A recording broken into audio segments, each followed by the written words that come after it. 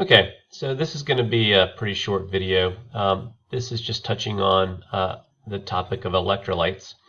So one property of solutions, and by the way, this is on the top of page 164 in the guided notes. This is a property of solutions. All right, there are two different types of solutes, or two different types of compounds, covalent and ionic. And this is something where there's a basic difference between what they do when they're dissolved in water. All right, and so specifically what this has to do is whenever you dissolve ionic compounds in water. All right, and what happens when you do that, the solutions end up becoming electrically conductive. All right, and when a solution is electrically conductive, that is called what's being an electrolyte.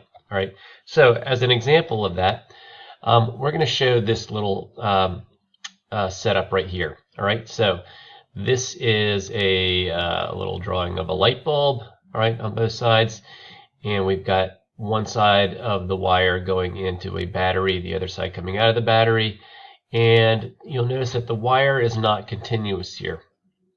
It goes down into a solution. In this situation right here, this is going to be a sugar water solution, and over here this is going to be a salt water solution.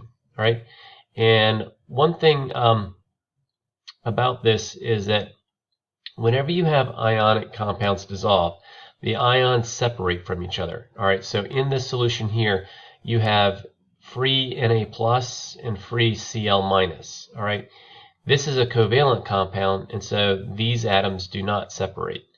What it means to be an electrolyte is that electricity would be able to flow through this solution here. So when we have those wires separated in salt water, this would actually still light up the light bulb, all right? Whereas this was, if these wires were sitting in sugar water or any water solution that had a covalent compound dissolved in it, the light bulb would not come on. All right, I've linked to a YouTube video on my Canvas page which does a pretty good job of demonstrating this, so it's definitely worth taking a peek at that.